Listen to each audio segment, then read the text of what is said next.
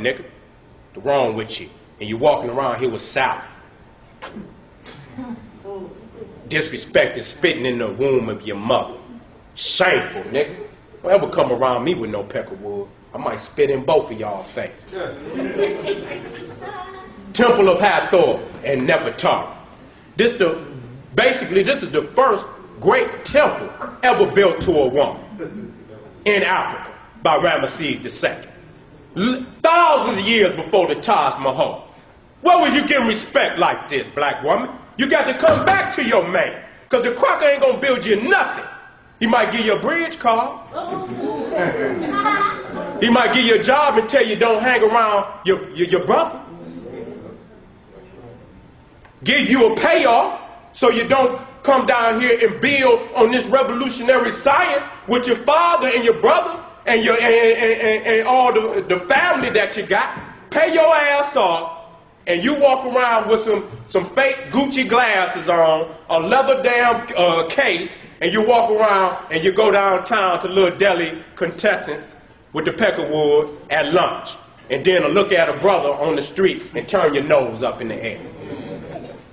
But she that way because nigga, you the way you is. See how I come back? She that way because you the way you is.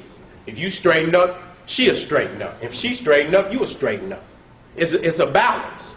We got to both straighten up. We both wrong. But this shows you, black woman, that we loved you so much that we built massive temples to you.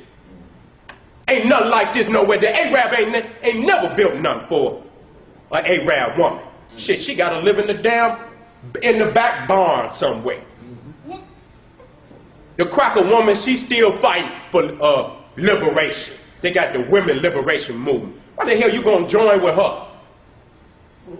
You never had to be liberated until now. Being over here in this cracker system. But this right here is the temple of Heru, Nefertari. And if you go inside, you see magnificent carvings of our queen, Nefertari. I don't want to show you it all. Get your money together and go home. All right. I ask you something. If the Jew goes to the Wailing Wall and he wails and he prays on that wall and cries and reads all type of passages out of the Old Testament, the Torah, and then the Christians go to St. Peter's and they have all these massive ceremonies, and then the Arab go to Mecca and go walk around the Kaaba and do all their ritual. I'm asking you, black man and black woman, what should this temple do for you? You should be here praying, reading on the wall, running Arabs clean into the Red Sea. If they want a goddamn Exodus, we'll give you one. We'll give you a real damn Exodus. And when I send this out, I want my African brothers and sisters to know is when they take them crackers at heads and them Arabs' heads, do not bury them in Africa, because they do not deserve it. Set their ass on fire. Burn their bodies. Don't even put them in the water. Burn their bodies. Put them down in the soil. You see our queens up here. And you see that this was one of the first times that a woman was constructed at the same height as a man.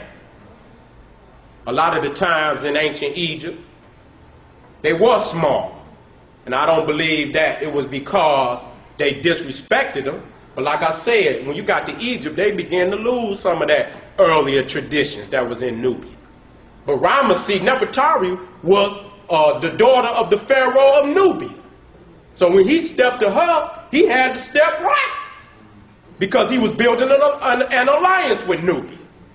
So when he came down there, he knew that if he had Nubia on his side, that nothing could stop the Nile Valley.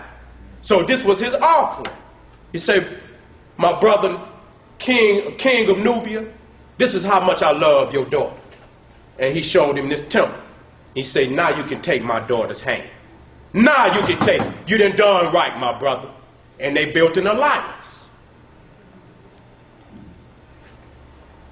Queen T, what more can be said?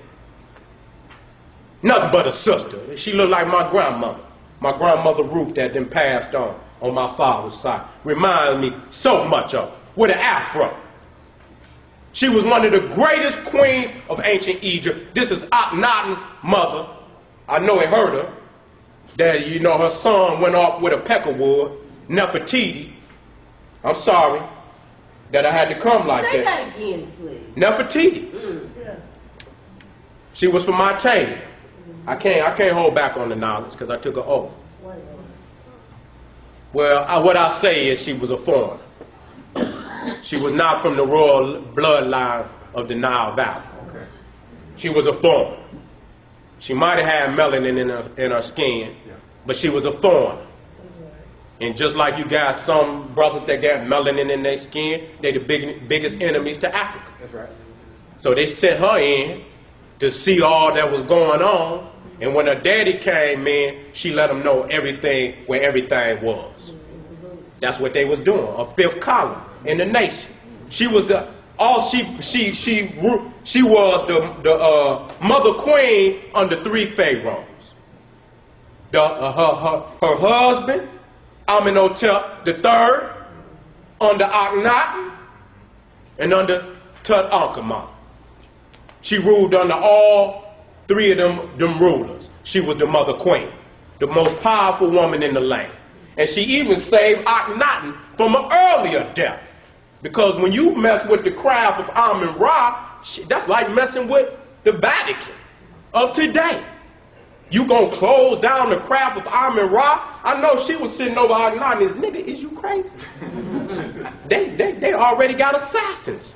But the only reason they didn't take his head immediately because of her. Because she had so much power that she had gathered up under her husband, Amenhotep III. And even when he was ailing, in his last days, she stepped up as Secretary of State. They was called, when the rulers across in the other lands was looking for dialogue with Egypt, they knew to automatically go to Queen T. And she also told Tutankhamun, look here, the craft of Amun-Ra, they ain't taking it. They about to kill you. As a matter of fact, he came up missing very early in his life too. He came up missing.